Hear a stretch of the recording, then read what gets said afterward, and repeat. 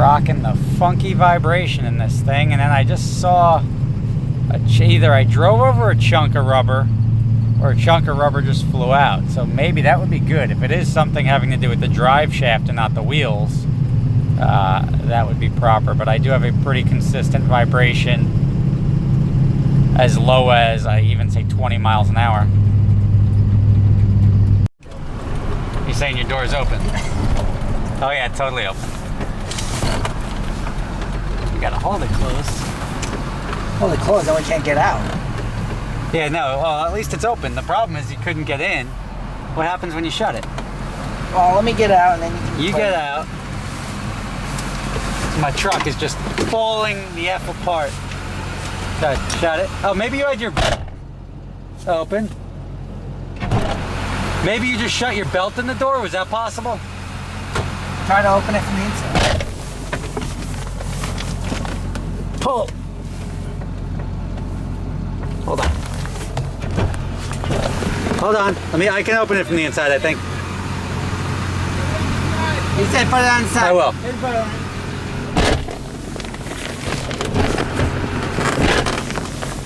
Alright, so that door actually works.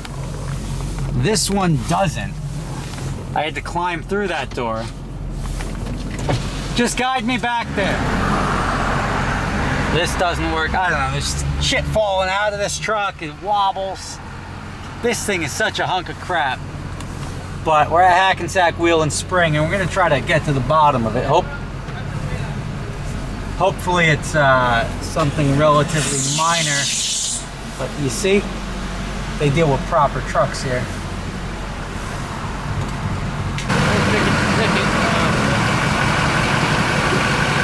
All right, so I think we figured out at least some of the problem. And some of the problem, if you can see, I am missing 2 lug nuts because they sheared off. Now, how do you shear off a lug nut, you ask? Well, you don't tighten the wheel is one thing, and that's what I just noticed, that the wheel's not tight, and I'll show you. I'm gonna need a wheel, because I noticed we sheared off 2 lug nuts, and why is that? Well,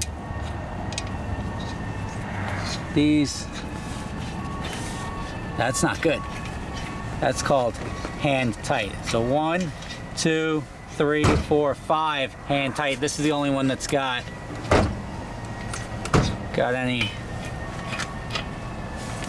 any sort of tension on it. That could be the giant vibration I'm feeling.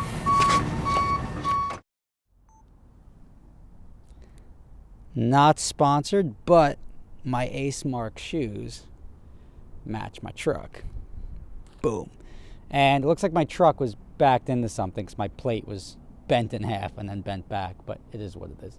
So here we are. Got the truck back, and it wasn't cheap to fix, right? It was $875. I was concerned about the drive shaft. Nothing wrong with the drive shaft. Problem was I needed a new wheel, and I got a used wheel, which is cheaper, but ultimately it wasn't that cheap because it cost me $150. But I am now $875 less wealthy, if that makes sense. It cost me $875 to fix this. I got new studs, new lug nuts, and a new wheel, so that thing's all taken care of. And then I had the bushing on the steering rack had to be replaced. The only other thing that I did that I didn't do was the engine mounts, but the truck actually feels fine. It's really driving very nicely right now. And I'm tired of like piecemealing all my projects together at once, so I'm gonna finish stuff. Everyone's like, yeah, hell yeah. But this truck is getting done this month. The Corvette is going to be finished this month. So I'll have the Corvette in this, then I'm gonna do the donk, then I'll move my way over to the Evo. So this way everything's at least completed. And when I say done, I'm talking about this truck looking Speed Force 1, like getting it done. There's not really much. I've replaced virtually everything but the damn frame in this thing. And we're gonna paint the entire thing white. So we're gonna get this, I bought a a soda blaster, but a sand blaster. I'm going to sandblast the bed. I'm going to paint the whole truck, and then I'm just going to put decals on it. I think I got a little too aggressive when I was deciding to have somebody actually paint the paint scheme on. It's not a SEMA truck. I shouldn't have wasted my time doing that. But now I'm just going to paint the whole thing white, and then just do the decals to get the look that I want. And then this thing will be done. I got it. The only mechanical stuff I've got to do isn't really mechanical. I got to put new headlights on. I got to put my new bumper on. Then everything will be paintable. And I've just got it. This door just has to be lined up a little bit because right now it still hits.